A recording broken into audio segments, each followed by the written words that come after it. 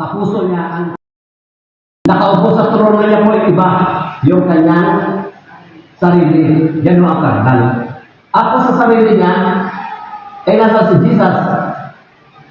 Doon sa baba. O, kita yung pagkakaiba. So, si Jesus sumusunod sa kanya. Alam niyo na po yan, yan yung mga taong awayan, sabi ni Pablo. Mga baby pa sa pananampalataya. Tawag sa kanila, karnal.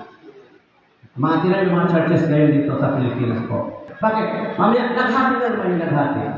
Namin sa kabila. Naghati na naman yun. Puro hati-hati. Kasi nag-aaway-aaway po. Sa pinag-aaway-awayan, offering. Saka yung mga...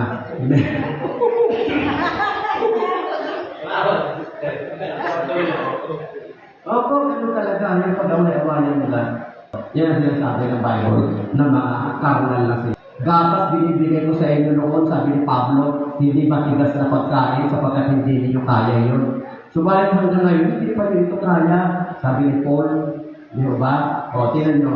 Sapagkat nananaig pa sa inyo ang laman, ang inyong pag-iingitan, yun. At pag-aaway-away ay palatandaan na makasanlibutan pa kayo at namumuhay ayon sa laman. Kaya ang karnal pala, yan, may mga inggitan, alitan, awayan, tampuhan, mga sensitive sila, parang makahiya na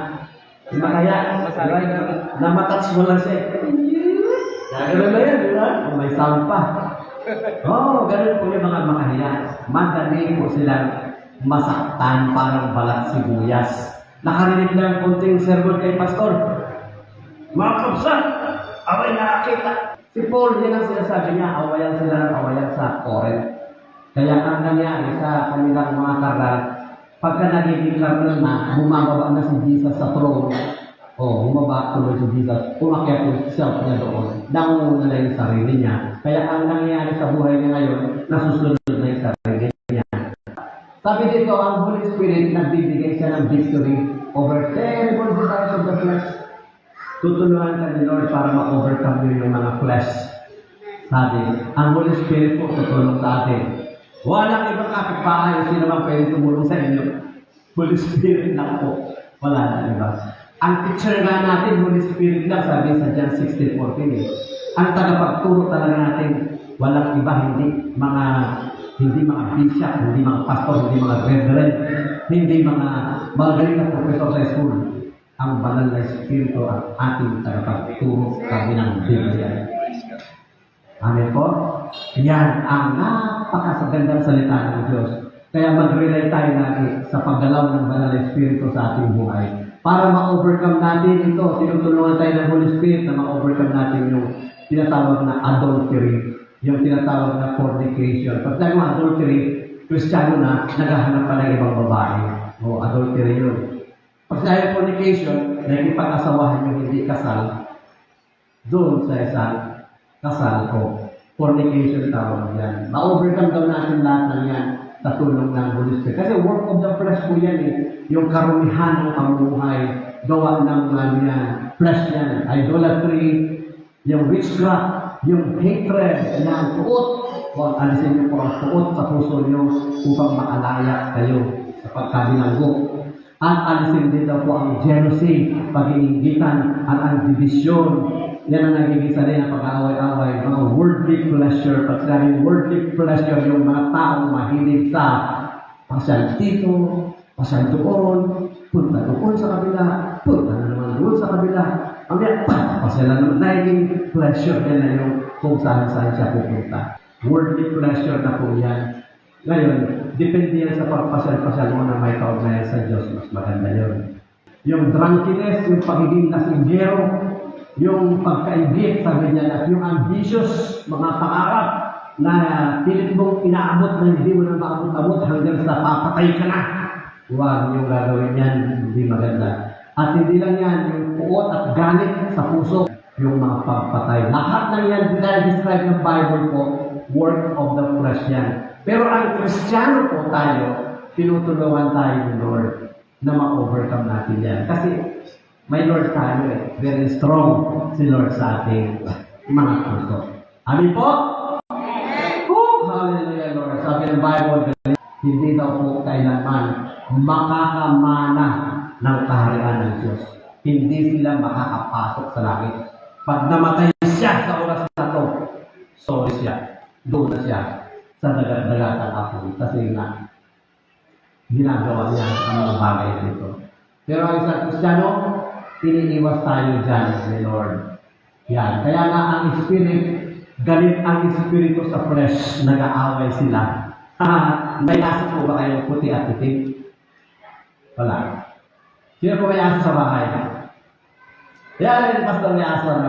Ano kulay? Puti? Itim? Ay, maganda. Pero sa ako, black and white. O pag may aso kayo, black, white, pakainin niyo yung white. Marami. Ito si itim. Kunti lang. Sa talas si itim. Kung ano yung pinapakain niyo mas marami, yun ang malakas. Pag pinapakain niyo yung espiritu niyo, lalakas. Yan. Lalakas yan. Matatalo yung itim. Kaya ang espiritu, sabi dyan, tinan nyo, sabi ng Bible, ang espiritu, ang gawin ninyong patnubay sa inyong buhay, at huwag ninyong susundin ang tita ng laman. Sapagkat ang tita ng laman ay laban sa mga ninanasa ng espiritu, at ang ninanasa ng espiritu ay laban sa mga tita ng laman. Magkalaban ang dalawang ito. Kaya di ninyo magawa ang ibig ninyong gawin. Huwag niyo bang kalimutan na magkalaban tayong ano? Magkalaban ang dalawang ito. Ano yun? Espiritu ng Diyos at espiritu ng flesh. Magkaaway po yan. Kung ano yung mas malakas sa iyo, nagiging kaaway mo ang Diyos. Kung mas malakas sa iyo ang laman, nagiging kaaway mo ng Diyos. Kung may natatalo ang flesh, kakampin si Lord. Ganun lang po yan. Kasimple. Okay po. Sana nakakatulong po ako sa ngayong umaga sa inyo at napagpalakay ng salita ng Diyos. May panapat pa po ako. Ang tawag ito, meron pa po kung magsisisi siya sa kanyang mga kasalanan. Mapapatawad din siya ng Diyos at magiging spiritual po siya. At ito naman po spiritual na tao pag namatay, diretso na po yan kay Lord. Wala nang duda yan. Pero pag namatay, pastor yung karnal, saan punta? Palagay niyo. Yung karnal. Ay, hindi. Sa Lord din na. Bakit? Sa Lord din. Kasi by Jesus, no? Sa loob ng puso niya eh. Nakakala niya. Yung karnal, punta sa impyerno. O, ganun, tumanggap kay Lord na nagiging karnal lang, babe lang. Kaya nga sa langit, mayroong nakapasok ng mga tamad. Alam niyo ba yun? Sa Bema Judgment Day, buhusgahan sila ni Lord sa kanilang mga ginawa. Mayroong mga tamad doon na walang ginawa kay Lord. Nakapasok sila sa langit pero wala silang gantimpala. Mga karnal yan, mga babe. Ibig sabihin ng babe, mga mabababaw sila kay Lord eh. Kailangan magpalalim para maging mature sa Panginoon. Love din ni Lord to. Pero ito ang condemn na talaga. Wala na siyang pag-asa. Kasi si Jesus wala sa buhay niya. Kaya ang gagawin natin, para sila ay maligtas din, mahal din ni Lord yan, natural. Ang kailangan lang ng isang tao mag-introduce sa Kanya kay Jesus Christ. Kaya sabi ni Lord sa atin, mga Christians, from now on, I will make you fishers of men. Gagawin ko kayo mga malakaya ng tao. Sino kukunin natin? Mga unbeliever. Dalhin natin siya kay Jesus. Sapagkat ang bawat madadala nyo kay Jesus isang araw, sasambahin niya si Jesus. Gusto ba ninyo kung kayo ang Diyos? Sipin nyo. Meron lang 3 tao sasamba sa inyo kung ikaw ang Diyos. Siyempre malungkot ka.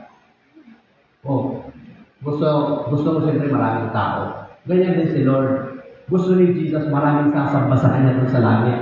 Eh kung wala tayong gagawin, sino sasamba kay Lord doon? Yung dami natin kamag-anak. Ang dami mong dalhin sa Panginoon yung makakilala. Para isang araw, yung tao na yung sasamba kay Jesus yun. Kasi namatay din si Jesus sa kanila eh. Mahal din ni Jesus sila, hindi lang ikaw. Kala mo ikaw lang, ano? Mahal din sila. Kapit bahay nyo. Kaya ako masaya ngayong umaga. Ako po'y magpasalamat lang sa akin ang prayer. Dear Lord, salamat Panginoon sa opportunity na binigay niyo sa akin. Patuloy niyo sila pagpalain Panginoon sa kanilang pagmamahal sa inyo.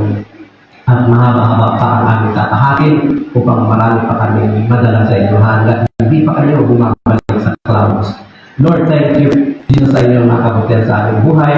Mapaghimala kayo Diyos. Kaya niyo maghimala sa bawat buhay namin. Kung may mga karamdaman ng bawat isa ito, Panginoon, mga sakit-sakit sa kanilang mga katawan, na imposible sa inyo, Panginoon, kaya niyo po silang pagaligin. Dahil ako, pinagaling niyo po yan sa aking sarili, na may Diyos pa rin na mapaghimala. The miraculous, powerful healing ng Panginoon ay nangyayari. Available pa hanggang ngayon, Panginoon. Lord, marami pong salamat. Pagpalaan niyo ang bawat isa sa aming pong pansamantalang paghinto ng aming pagsamba sa inyo. At sa buong maghapon ito, bless niyo po ang lahat ng inyong mga gawain. We give you the praise, the honor, and glory. In the name of our Lord Jesus Christ, we pray. Amen. Amen. Thank you po. God bless you lahat.